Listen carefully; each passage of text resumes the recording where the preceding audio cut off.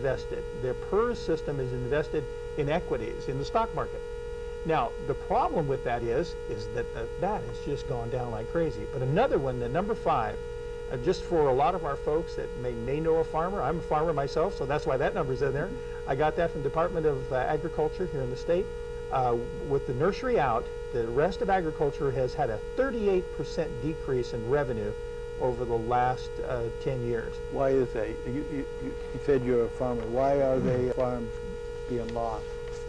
Foreign competition, NAFTA. high regulation, yes, NAFTA type things, constant requirement to meet new standards.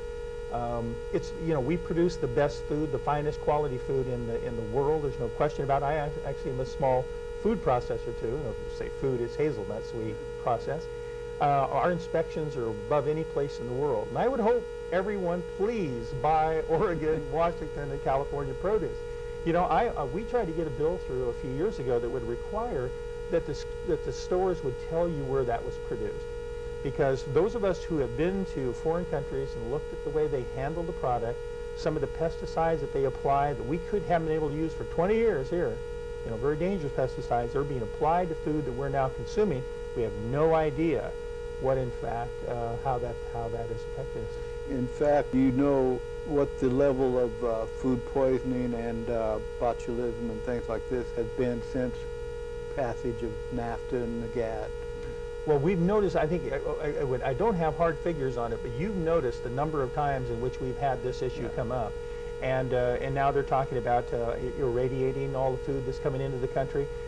Right now, while we're talking about the potential for terrorism and a safe water and food supply, one of the things that you want to have control of is what you're eating and drinking. And I think it's critical that we take steps right now to at least have you be informed as to where this came from. I'd like to know where that fruit came from. And I would like to know that there are sanitation standards like we have, that there are toilets that are there for the workers, that they come to work and that, you know, that their relative level of cleanliness is sufficient for good health, and that that product has been handled well from the time it was produced and packaged. Because a lot of times these things are not, you know, not cello wrapped, but they're in trucks. Many times, you know, rodents are around. I've heard stories that are just terrible about the way certain products are stored, particularly in the Middle East. Raisins and dates and stuff like this, and dried fruit that you and I would pick up in the store that in fact have been under very unhealthful conditions, at least by my opinion. And so, as one friend of mine who is of Middle Eastern ancestry told me, he said, Gary, I will not even import that stuff, you know, because he's in the brokerage business.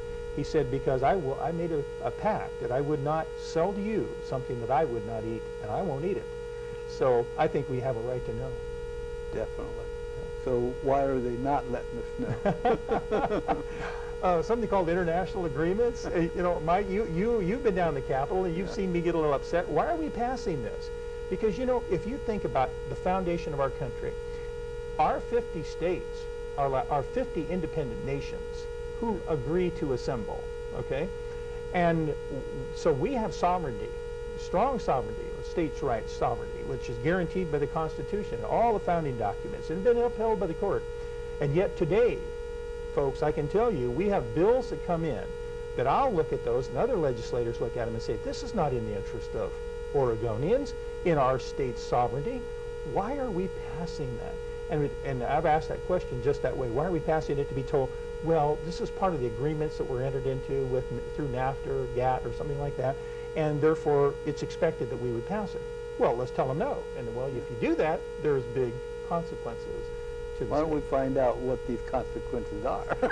Well, I'm going to urge you to get the right governor elected this year, because we do need a governor that will stand up, you know, for us on whether it's roads or whether it's resistance to unfair regulation that's being, and that it particularly that endangers our sovereignty as a state.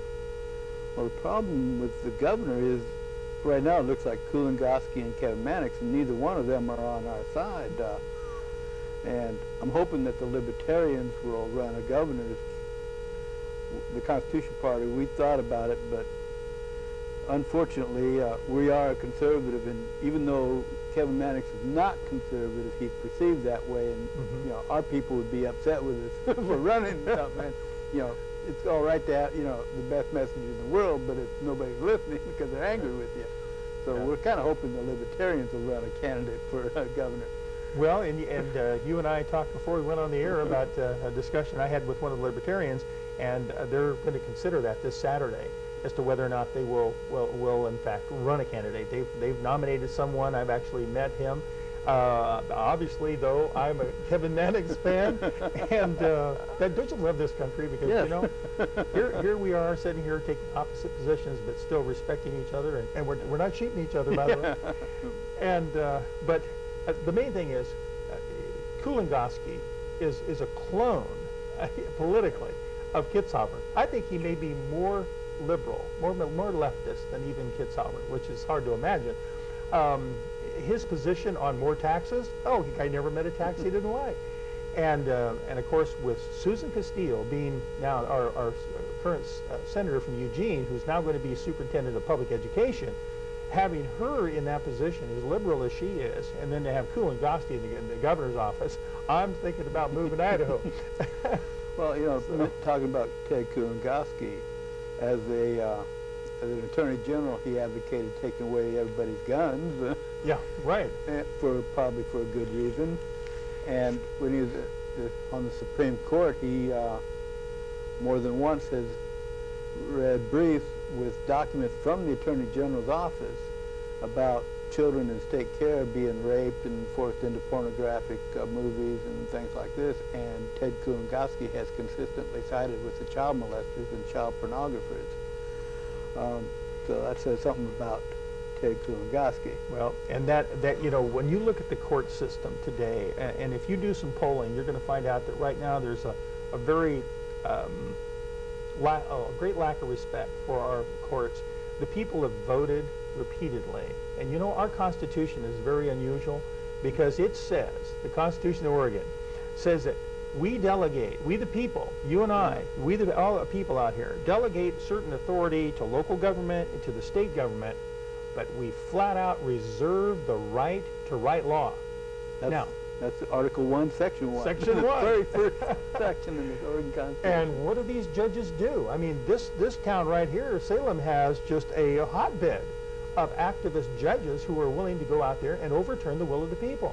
And if we don't have what we consider an adequate reason, we think up a brand new reason. And as you saw with Measure 7, some of the conspiring that goes on to actually undermine the will of the people, when in fact the people that are expected to defend the vote of the people are the people who are participating in a process to undermine it.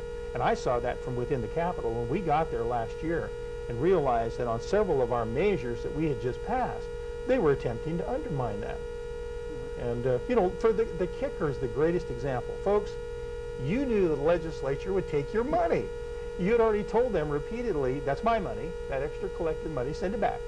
So because of the lack of faith that the people have in the legislature and the governor's office particularly, because he's always wanted a kicker, they wrote it in the Constitution. December the 7th, 2000, the kicker law became part of the Oregon Constitution.